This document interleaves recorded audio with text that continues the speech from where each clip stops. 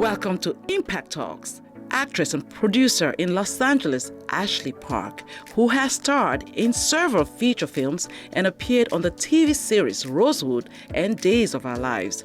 Ashley is the producer of Surviving Theater 9 official Tribeca Film Festival Selection. She is also a recipient of the 2018 AIVA Communicator Award of Excellence for Film Production. Ashley is a former Miss Asia USA, and she was born and raised in Little Rock, Arkansas. Welcome to Impact Talks, Ashley. Thank you so much, Pamela. Thank you. It's an honor to have you, and you look great. Thank you. You too. Living up to that Miss Asia USA. Oh, I try. So, you know what, let's get to it. So you have an interesting heritage. As born to a Caucasian father and Korean mother, do you identify with your dad or your mom, or how does that work? How do you feel?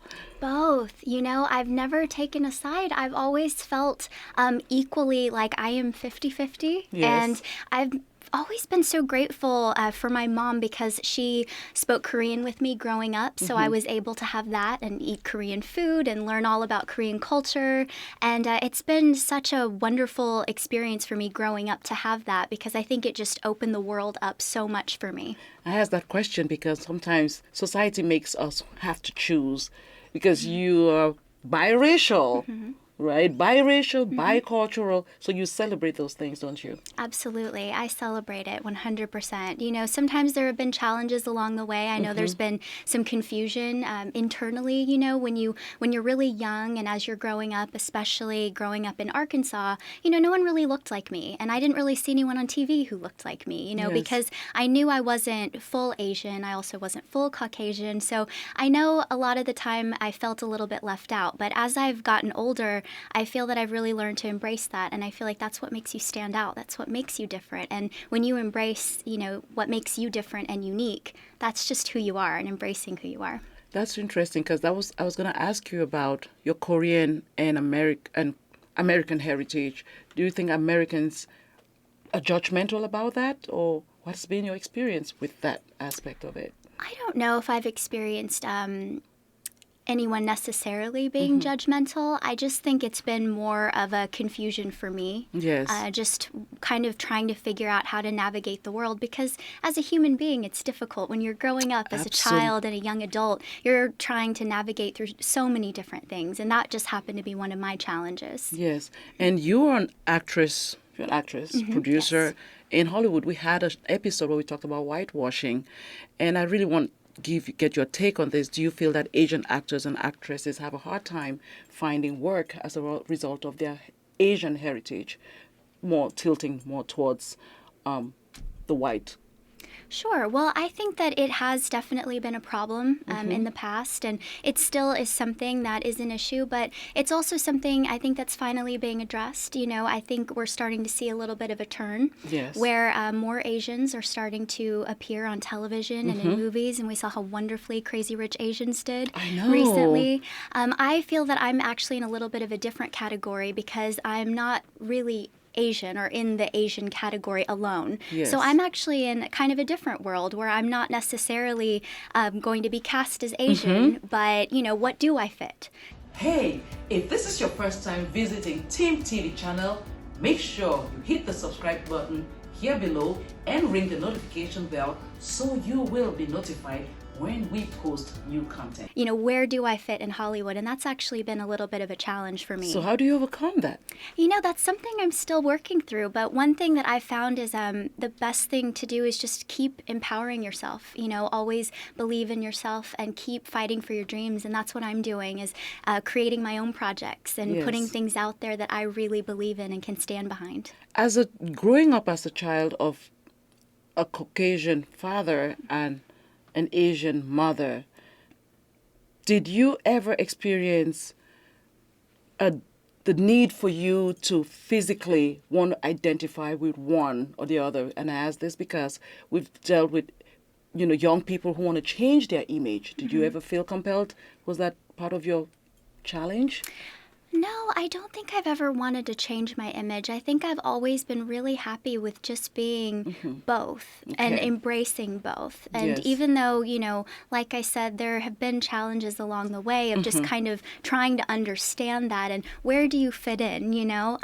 But one thing that I came across recently that I really loved was why fit in when you were born to stand out, You know right? what? That's a good point. Why fit in? Don't fit in. Don't Just fit in. be yourself. Enjoy not belonging sometimes. Maybe that's what makes you you. And I really love that. Just, be happy sometimes in just not belonging. Yes. That's who you So are. what made you go into acting in entertainment? Because most of the times, especially immigrant families, tilt their children towards education. Sure. And of course, you're educated, you went to college, but tilting towards entertainment as a career as opposed to the traditional being an attorney, that, immigrant parents, attorney, doctor. We think every Asian is some big shot attorney, big shot engineer, big shot medical doctor and stuff like that.